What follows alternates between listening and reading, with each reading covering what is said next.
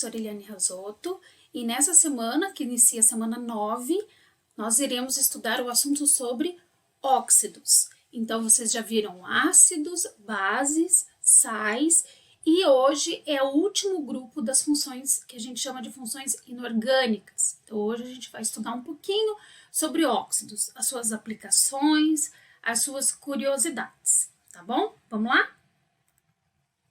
Então, os óxidos estão presentes na nossa vida de diferentes formas. Vamos ver alguma delas aqui. Na respiração, né? Quando nós expiramos e eliminamos o carbônico, que é o CO2, ele é um óxido. Na fotossíntese, né? Quando as plantas capturam esse CO2 da atmosfera, também o dióxido de carbono. Por exemplo, na ferrugem, que é a reação do ferro com o oxigênio, que forma a ferrugem, ela também é um óxido. Na poluição, então a gente vai ver durante esta aula ainda diferentes formas de óxidos que presentes na atmosfera, quando chove, cai em forma de poluição, de chuva ácida, enfim, tá? Então vamos ver essas diferentes formas aí. E existem inúmeras outras, tá? Vamos começar a falar um pouquinho sobre o que seria esse efeito estufa e como o dióxido de carbono, esse mesmo que a gente elimina na respiração, que a gente coloca para fora, ele influi no efeito estufa do nosso planeta. Então, primeiro, o que é esse efeito estufa?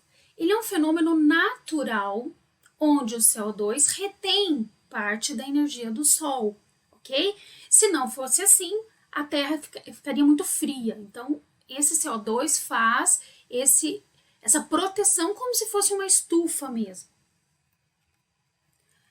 Com a concentração de poluentes aumentando, proveniente de combustíveis fósseis, o que são combustíveis fósseis? São aqueles que vêm, por exemplo, de carros, de indústrias que utilizam do petróleo como combustível, como gasolina, óleo diesel, querosene, tudo isso vai liberando CO2, dióxido de carbono, para a atmosfera, ok? E quanto mais CO2 eu tenho, maior a minha retenção de calor. Então, esse efeito estufa não é que ele seja indesejado, é que ele tem uma quantidade ideal, uma temperatura ideal que precisa manter a Terra. Se eu passo dessa temperatura, se eu aumento, se eu aqueço, o que vai acontecer? Eu começo a ter uma série de problemas no nosso sistema, né? Então, esse acúmulo de calor, olha lá, aumenta a temperatura da Terra, levando ao aquecimento solar. Observe aqui esse esquema que vocês têm aí na apostila de vocês. O que acontece? Ó, eu tenho uma camada de gás, quando o Sol emite a sua energia, olha lá, radiação, ele passa, bate na superfície, na crosta terrestre e irradia. O que acontece quando eu tenho essa camada? Ele bate, esta camada não deixa ele passar. Ou seja, deixa passar uma quantidade, mas uma outra ela retém. E volta para nos aquecer na superfície. Entenderam? O problema é quando eu tenho uma camada muito espessa, com uma concentração muito alta de gases, e essa retenção é maior do que a proposta só de aquecer a Terra. E aí a gente tem uma retenção muito alta de calor aqui.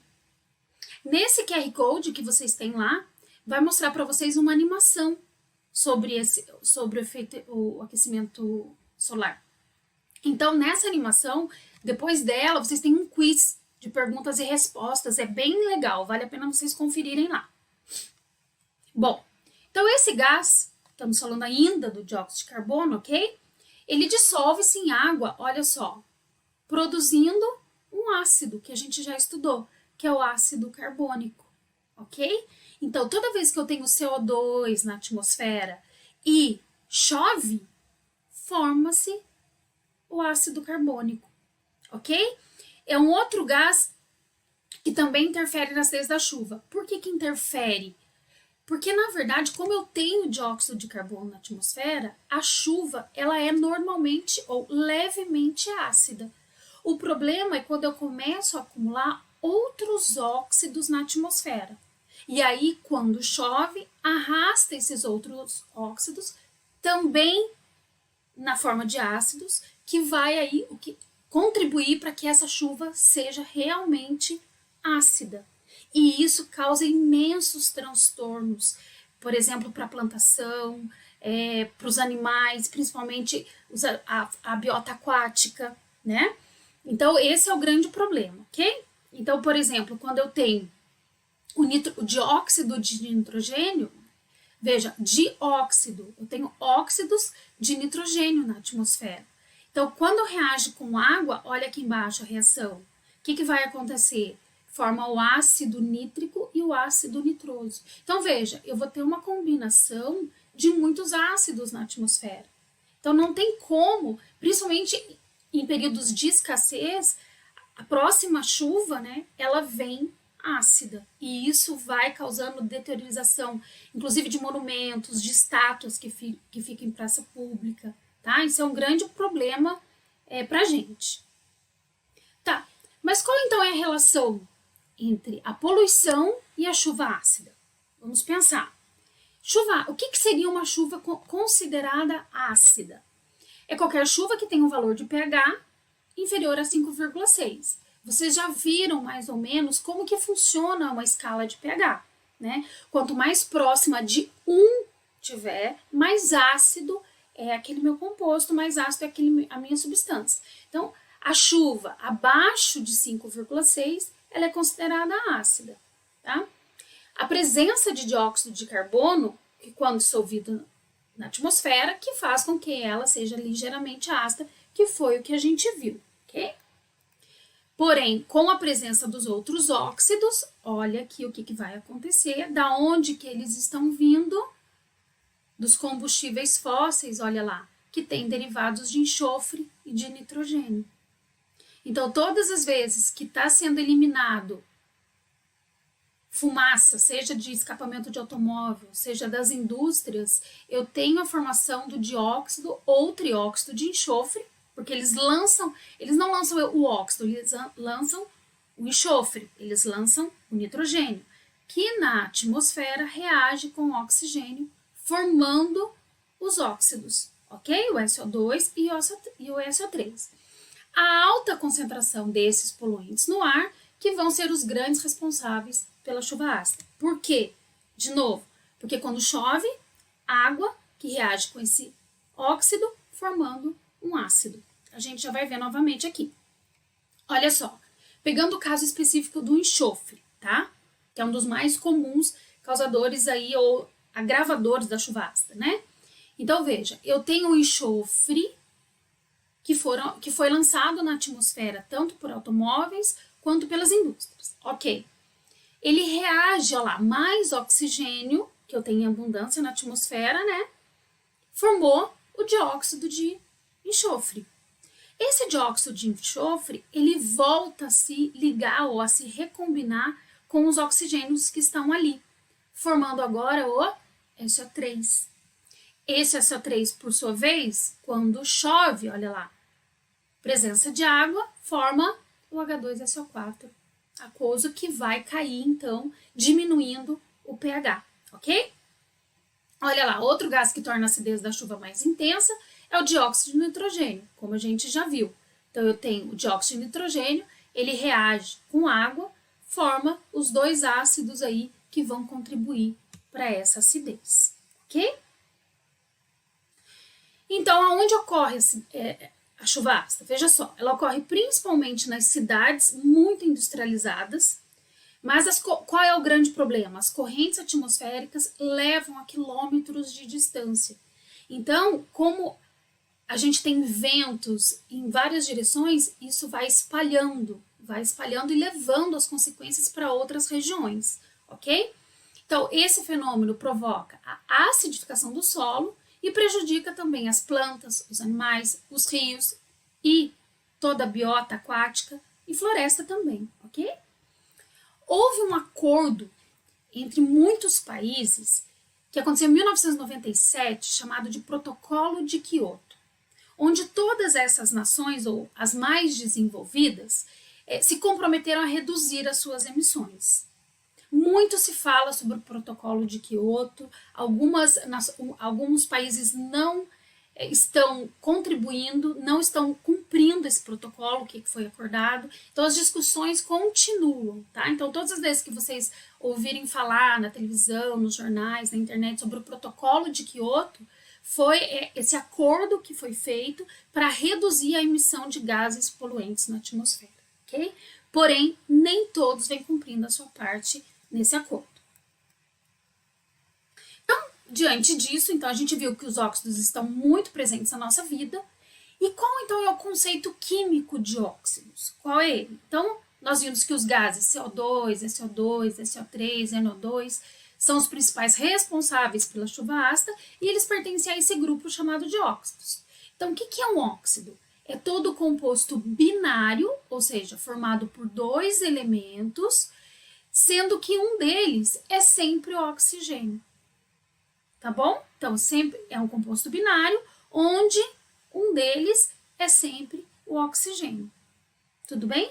Existe uma exceção, que é o flúor, mas a gente vai ver isso lá no ensino médio. Por enquanto, é assim que nós vamos definir óxidos, ok? Então, vamos ver algumas outras aplicações, né? Que não seja só a questão ambiental. Então, por exemplo, de novo, o CO2 que a gente já conversou lá sobre a chuva ácida, né? E como ele faz o efeito estufa, que a gente fique numa temperatura ideal aqui na Terra. Então, veja, a água mineral e os refrigerantes que a gente toma contêm um gás carbônico. Então, quando você abre, já faz aquele barulhinho, né? Então, isso é o CO2, que ao reagir com água, olha só, essa dupla seta indica estabilidade. Tanto ele forma o ácido, como o ácido forma o CO2 e água, ok? Então, o CO2 é o que está liberando ali quando você abre a garrafa. Aqui, gente, nessa imagem, tem um menininho mexendo com o gelo seco, que eu acho que vocês já devem ter visto, que ele produz muito efeito. Por exemplo, quando eles colocam um caldeirão, querendo alguma poção mágica nos desenhos, né, nos filmes, eles usam o gelo seco, que também dá muito efeito luminoso, você coloca contra a luz, fica um efeito bem legal, tá? Então, é o CO2 também. Quando sólido, então, em temperaturas menores que 78 graus, que é como ele fica aqui, né, no gelo seco, ele também serve para armazenar produtos perecíveis, tá? Então, ele não é só efeito, né, especial, ele também serve para conservar produtos perecíveis, ok? Aqui eu tenho um outro tipo de óxido, bem interessante, que é o CO, o óxido de cálcio. Ele é muito utilizado na preparação da argamassa, essa que a gente faz, que a gente vê muito em material de construção, tá? Inclusive, junta com o cimento, né, para formar. Essa argamassa, essa cal, óxido de cálcio, a gente chama ela de cal viva, quando ela está, ó, sólida, ok? Após ela misturar com a água, ela vira o que a gente chama de hidróxido de cálcio ou cal apagada, ou extinta. Então, vamos ver isso em reação, né? Então, olha só. Da onde que vem o óxido de cálcio? Ele vem do aquecimento do carbonato de cálcio. O carbonato de cálcio a gente viu na aula passada. Lembra? Ele é um sal que quando aquece, esse é o símbolo de aquecimento, ele vai virar o óxido de cálcio e vai liberar o CO2. Então, veja, ele produz dois óxidos.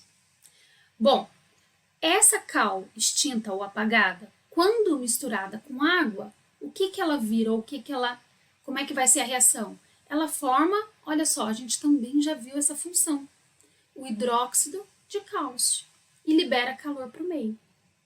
Então, o óxido de cálcio ele é muito utilizado na nossa vida também. Aqui tem um outro óxido chamado de monóxido de carbono. Então, olha só, uma curiosidade interessante dele é que ele tem o apelido de assassino silencioso. Por quê? Muitas pessoas sofrem intoxicação pela inalação desse composto, porque ele não tem cheiro e não tem cor. Então, quando você liga um aquecedor dentro de casa, isso costuma acontecer muito no inverno, né? As pessoas ligam uma latinha com carvão dentro do banheiro para tomar banho, porque está muito frio. o que que acontece? Começa a sair, além do CO2, né, que é aquela fumaça escura, o monóxido de carbono. E se você começa a inalar, você não percebe, mas você vai perdendo a troca gasosa do teu sangue. E aí, fatalmente, existe a morte branca que eles chamam que vai acontecer, ok? O dióxido de silício, ele é um dos mais abundantes na crosta terrestre, ele é encontrado na natureza em forma de quartzo ou areia. E quando aquecido até a fusão e depois resfriado, ele transforma-se no vidro, ok? Isso é bem legal e bem útil para nós e que pode ser reciclado de forma constante, indefinidamente, ok? Então tá, eu vou fazer com vocês uma atividade lá da página 33, o exercício 14 de vocês. Peguem lá comigo, vamos fazer juntos esse exercício, ok? É uma tabelinha que vocês precisam dizer, olha só. Assinale A para ácidos, B para bases, para os sais e para os óxidos, e O para os óxidos, ok? S para sais e O para os óxidos. Então vamos lá. Todos com a apostila aberta? Então vamos fazer. Vamos localizar primeiro os ácidos na tabela? Vocês se lembram qual era a característica de um ácido? Qual era o tipo... Quando eu olhava um composto, a fórmula dele, o que denunciava para mim, ou que dizia, olha, ele é um ácido? É ele ter o que na sua fórmula? Lembra lá de Arrhenius? É quando ele libera para o meio o H+, o hidrogênio. Muito bom. Então, desses meus 9 exemplos aqui, qual deles é um ácido? Ou quais deles? Vamos lá? Então, olha só. H2CO3. Ó, a gente acabou de ver na aula. Ele tem o hidrogênio que vai liberar para o meio, que vai acidificar. Então, aqui eu tenho um ácido. Eu tenho algum outro ácido aqui na minha tabela? Vamos ver? Eu não tenho hidrogênio, não tenho hidrogênio, não tenho hidrogênio, também não tenho hidrogênio. Opa, tem um hidrogênio aqui.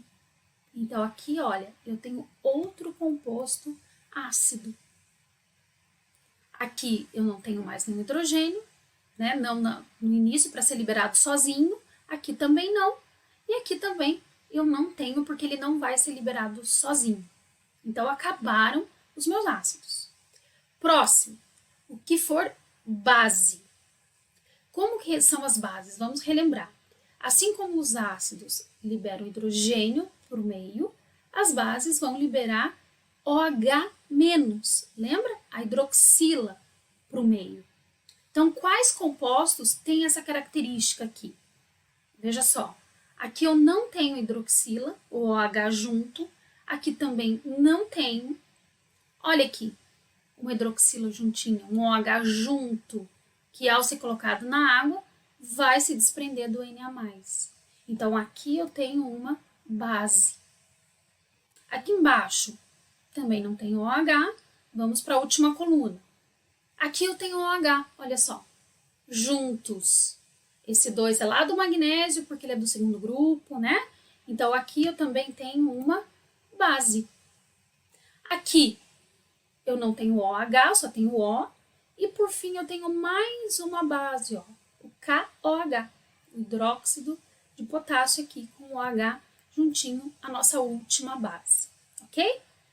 Próximo, para os sais, vamos colocar S para os sais. Então toda vez que eu tenho um composto que não libera nem hidrogênio, nem OH-, eu tenho duas possibilidades, ou ele é um sal ou ele é um óxido. Só que para ser óxido, a gente viu que ele tem algumas condições. Ele tem que ter apenas 2 elementos, sendo um deles o oxigênio. Então, vamos olhar aqui, ó. O AgNO3. Opa, ele tem oxigênio. Poderia ser um óxido? Poderia. No entanto, ele tem 3 compostos. Então, ele não satisfaz a condição de ser um óxido. Então, aqui ele é um sal. Ok? O Na2O. Agora sim, né? Ele é um óxido, mas vamos fazer todos os sais primeiro, ok? CaCl2, ele não tem hidrogênio, ele não tem OH- e ele não tem oxigênio, embora tenha 2 elementos só. Mas como ele não tem oxigênio, ele também não é um óxido. Então, ele também é um sal, ok? E por fim, então, só sobrou 2 compostos para a gente classificar. Vamos ver. Ele tem 2 elementos, né? E um deles é o oxigênio. Então, este sim é um óxido. Quem mais sobrou? O MgO, o óxido de magnésio, ou seja, ele tem 2 elementos também e um deles é o oxigênio. Ok? Então, quem não conseguiu fazer, anota aí, tenta fazer e depois confere, tá? Para não ficar o exercício sem resolução. Pessoal, então, para finalizar nossa aula sobre óxidos, é bem importante que vocês façam a tarefa, tá? No seu livro, lá da página 33, as atividades 15, 16 e 17. E lá na seção Hora de Estudo, da página 37, vocês façam as atividades 14 e 15, tá bom? Então, não deixe de estudar e de revisar todo o conteúdo. Bons estudos e até a próxima aula!